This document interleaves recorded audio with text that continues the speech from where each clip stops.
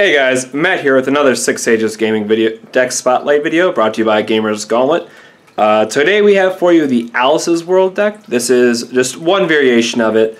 So it's been all the rage lately, but we haven't done a proper deck spotlight video on it, so we're finally going to cover it. This deck just loves to play the turn 2 Gleipnir. Sometimes it plays turn 2 or turn 3 double Gleipnir.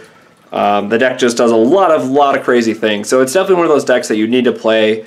You need to see the different lines of plays that are in it, and it does play a 1 of Sprint as a win condition as well, since you play all these low-cast resonators, or low-costed resonators that just come into the field and have additional effects. So first we'll talk about the ruler, we'll go into the stone base, and then talk about the cards individually and what they bring together for this deck. Alright guys, up first we have the ruler, Reflect, Refrain. Now, again, as we always say, not a lot needs to be said about this ruler, but I will go into quickly about the highlights of it. So untapping or giving plus 200 really isn't all that relevant when you consider how strong the filter effect is when you combine with Morgiana, and I'll get into that interaction just a little bit more.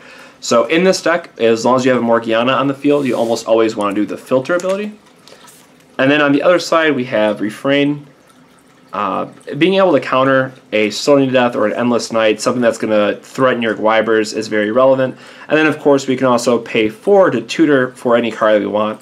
Especially in the later game, when you're having your board set up, you can always think, okay, I want to set up my board, I can filter away the Alice's Worlds that I don't need, and then when the time comes, you can flip, tutor for the Alice's World, and have those 2 or 3 back-to-back turns that are really going to crush your opponent. So that's kind of the main synergy that this ruler brings to the deck. Going into the stone base, you'll see that we play 4 Ruler's Memoria. This is just lets you play all the colors. It opens up some sideboarding options.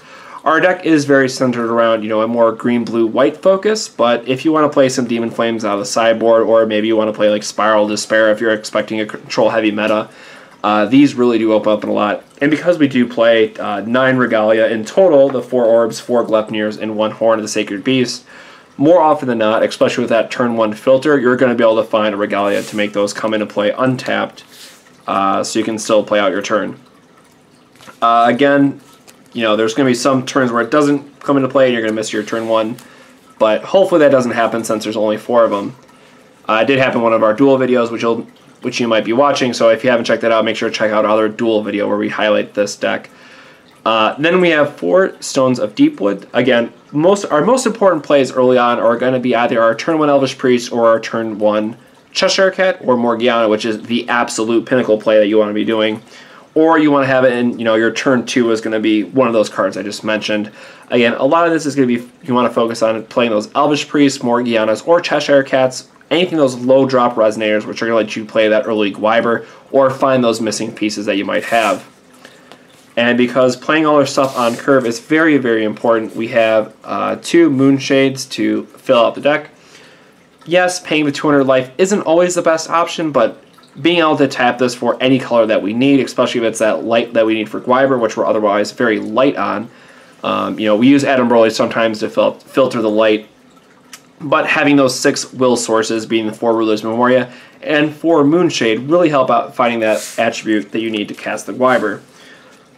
Since we mentioned Ruler's Memoria, we're going to start with our 0-drop Regalia. We do play all the zeros. Horn of the Sacred Beast, this is for if you filter through your deck very early, or if you're playing against a very control-y type deck, it lets you shuffle everything back in, maybe tutor for an extra Alice's World, if they somehow manage to kill one for whatever reason, but really for recycling the Gleipnirs, recycling the Morgianas, those are the key cards that you want to be getting back with this Banish effect. After that, we play 4 of Gleipnir. With Morgiana, this is just an absolutely insane draw effect. Considering it's just free, if you have Morgiana on the board, it's a huge plus that you're going to be having. Yes, you're burning a card to do it, but much in the way that Reflect's filter effect with having Morgiana on the field is such a strong effect in letting you see all these extra cards. This is something that we thought was just an auto-include. And I think it was James McCory, I believe, that had the addition of this. And this is basically his list that we're piloting. He included the 4 Gleipnirs, which you play this card once, and you see exactly how strong it's going to be. Then lastly, we have 4 of Change the World. Basically, if you're playing Reflect, why not play as Regalia? This card lets you add the extra counters so you can accelerate into those tutors. Lets you untap the Refrain side so you can counter 2 spells in 1 turn that are targeting your Gleipnir, and then it lets you draw extra cards. If you haven't figured out the theme of the deck yet, drawing extra cards with Morgana turns out to be very, very good. So having all these extra pseudo-draw effects, there's going to be 4, 8, 12, 16 technical draw effects in the game, or in this deck for Morgana, is very, very good. Going into our 1-drops, we have 2 Wind Sprites. This is just what you would call a Monodoric. It's another accelerant. It has the light for Gleipnir. Definitely not as good as your Elvis Priest. That's why we only play 2. But having that turn 1 acceleration can be very important. After that, we do have 3 Familiar of Holy Winds. This used to be 4 Familiar Holy Winds and 3 Gleipnirs, but we did change it just because having the extra Gleipnir has been very relevant if you're playing against, the Dark Alice, which we did a video on, or anyone that has more Stony Deaths or those mid-range grindy decks. Being able to play 2 Gleipnirs in the same turn is going to be a very big threat on your opponent's life total and makes them really have to consider how they want to attack your deck and make them really reconsider about their lines of play. If they don't have Dark Alice, they're probably going to be in a very rough spot. Then we have 4 Morgana. This is really just the MVP of the deck. It's one of those things that, looking at 2 extra cards when you're drawing a card and getting to pick from them. If you don't have maybe a very deep TCG background history, anytime you're looking at extra cards and being able to select from one of those is a very, very strong effect that you want to do. So having 4 Morgana lets us be able to, keep one in hand, play one in the field, since, playing multiples doesn't do anything for you. And if they waste a Thunder on it, you can just play another one and get right back in the game. Having that extra card selection ability lets you filter through the deck faster and lets you find those missing, essentially combo pieces. This deck does play, as a Resonator-focused combo deck. And then we have 4 Elvis Priests. Again, this is the prime accelerant. Depending on what your hand is, some games you want to do turn 1 Elvis Priest. Other games you want to do turn 1 Morgana. Both of these are probably the best turn 1 play decks, plays you can have in the deck, and should be very strongly considered, especially if you have an orb. Maybe sometimes you just want to draw that extra card if you really want to dig for the extra Gleipnir or something of that nature. But that's just a card that is insanely good at having a 4 of, and again, accelerates your entire gameplay, which makes it worth the extra, being at 4.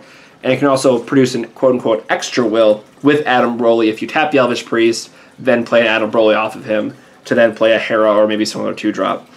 And then last but not least, Cheshire Cat, the card that gets so many people in trouble at events.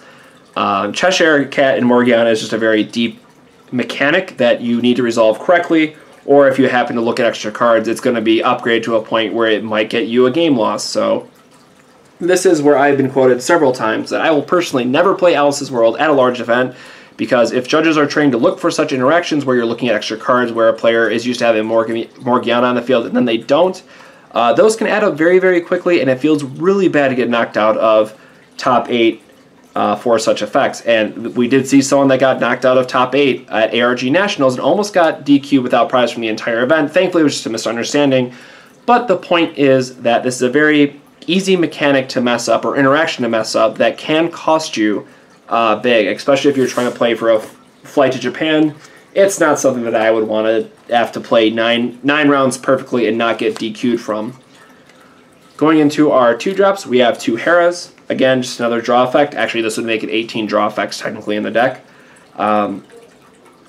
Great for killing your opponent's Gleipnirs, orbs, any 0-drop Regalia that might be a problem for you.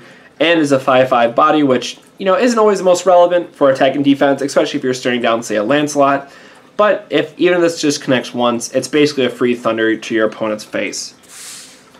Then we play one of Zeke's. This can be used to counter a problematic Resonator. So let's say that they're playing Arthur. Arthur can be a hard Resonator to deal with if you don't have the counters on Refrain, or if you don't have that immediate answer to it, to where, let's say you just tutored the turn previously and you don't have the counters to bounce. If they resolve an Arthur and make you sacrifice your entire field to it, it's gonna feel pretty bad, especially if they get rid of your Morgana. So this also just acts as another horn, but this is just a very versatile card. Oh, and it's also a baby sprint. It gives +200/+200 to all your Resonators, which in some matchups it can be relevant. That mode probably isn't used as much but also being able to protect your Guibers. You know, this is a card that just does everything, and at least being able to, as a 1-up, to have it as a tutor target is very relevant. Getting into our 3-drops, we have 3 Adam Broly's. This card has just surprised a lot of us.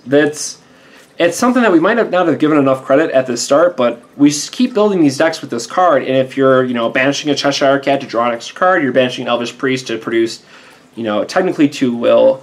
Maybe in the other, you know, the American Incarnation decks, you're dealing 400 damage or something. It really is a very versatile card that I think more players need to experiment with.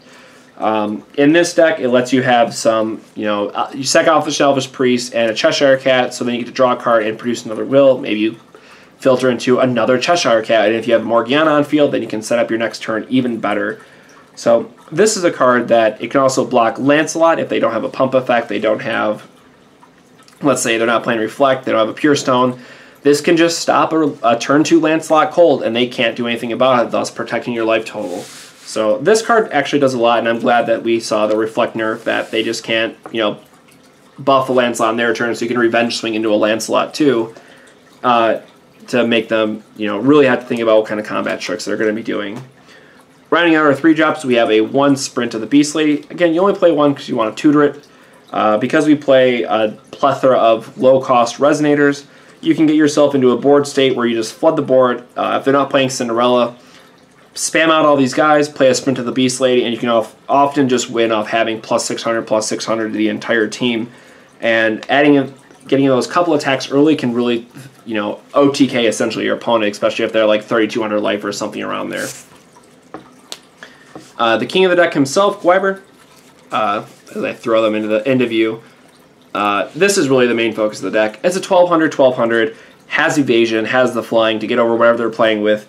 If you play it into Analysis World, you 2,400 your opponent, and that's only if you play 1 of them. So several times we were watching the event, and either Chase or James, who was also on the team, they were able to play double Guiber into Analysis World and just kill their opponent straight out that way. So there's, it's a little bit harder to pull off. It's one of those, yeah, you get to live in Christmas Miracle Land, but Guiber having that evasion is just very, very relevant right now, and not a lot of decks have something that can block it to the point where they're just taking, you know, 2,400 or 3,600 damage off of a Guiber.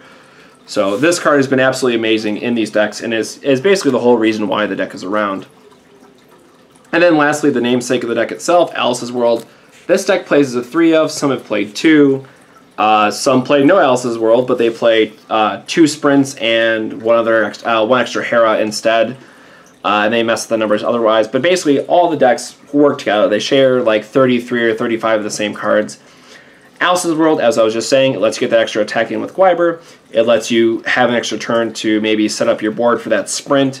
Just having that extra turn and being able to, even if you want to steal your opponent's extra turns at the end of match procedure, it's really good for doing that as well. There was a time where I was able to actually steal turns 0 through 3 when I was playing the old version of the Alice's World, and just took all those turns and extra turn, and ended up killing my opponent because of it. So if you like to be a little, you know, scumbaggy, you can actually, you know, save them till the end and just take all the extra turns in a row. But generally, this is what this is used for: is playing the Guiber, playing the Alice's World, and just having such a tempo swing on your opponent that they cannot come back from it, even if they play, say, a Susan. So that's all we have for the deck right now. We have a few different things that are being brought into the sideboard. A lot of iterations are being changed, so we just have the main deck for you guys this week. Again, a lot of changes have been made, so it's definitely one of those things that there's a lot of room for experimentation in the deck, and we really encourage you guys to check out the deck list, check out the dual series video that we covered on it, and you'll see that this deck has a lot of very complicated and interesting plays that it can make, and it can just win out of nowhere by having 1 card in hand. So, hope you guys like this deck. Make sure to drop us a like or a comment below. Make sure to subscribe if you haven't already to see future duel videos, deck spotlight videos. We do Force the Community and Dark Depths as well. Make sure to check out those playlists that we have on our channel. Again, shout out to James McCrory, who I think played this specific version of the deck with the Gleipnirs, which has been absolutely amazing with Morgiana. So, thanks for watching, guys. We'll have some more videos up for you very soon, and we'll catch you on the next 6 Sages Gaming video. Have a good one. Thank you so much for watching. Be sure to hit that like button and leave us a comment with what you thought of the video. Don't forget to subscribe to Six Sage Gaming and check out some of the deck spotlights, duel series, and Force of Community videos that are already on the channel. We also have a Facebook and a Twitter, so feel free to find us there. Lastly, if you have a deck that you would like featured in a video, be sure to drop us a comment below. Until next time, take it easy.